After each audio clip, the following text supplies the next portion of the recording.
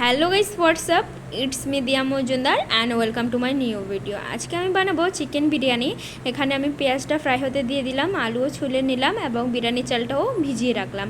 এখানে আমি পেস্ট নিয়েছি পেঁয়াজ বাটা এবং আদা রসুন বাটা। পেঁয়াজটা ফ্রাই হওয়ার পর হালকা একটু জল দিয়ে শুকনো লঙ্কার গুঁড়ো, হলুদ, নুন দিয়ে আলুগুলোকে ভালো করে প্রায় 50%-এর মতো কুক করে নিব।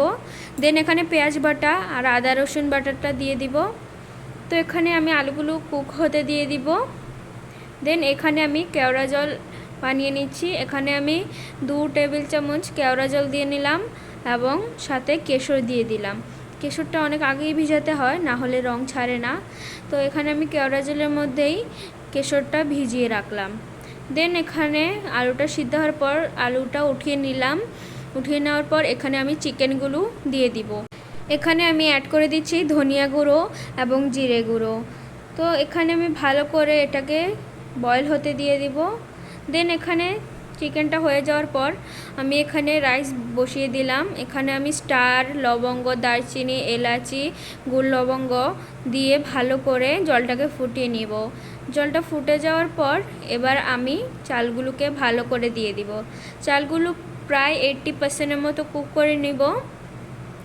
দেন ঢাকা দিয়ে কুক করে নিলাম এবং ছাঁকনি দিয়ে ছেঁকে নিব।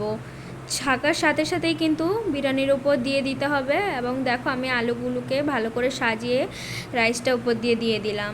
দেন এখানে আমি এভারেস্টের বিরিয়ানি মশলাটা দিয়ে দিলাম ভালো করে উপর দিয়ে, এবং পেঁয়াজ বেরেস্তা কিছুটা দিয়ে দিলাম। এখানে আমি কেশর আর কেওড়া জল ভিজিয়ে রেখেছিলাম, দেখতে পাচ্ছ ওটা অনেকটাই কালার ছেড়েছে, তো ওটাও দিয়ে দিলাম এবং উপর দিয়ে ধনেপাতা দিয়ে দিলাম।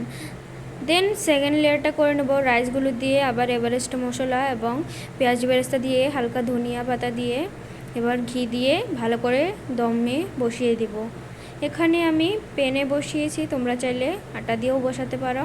এবং এই সময় মনে রাখবে 10 মিনিট হাই ফ্লেমে এবং 15 মিনিট লো ফ্লেমে কুক করে নেবে। দেখো ফাইনালি আমার বিরিয়ানির লুক। তো আজকের আমার এই রেসিপিটা কেমন লেগেছে অবশ্যই কমেন্ট করে জানিও।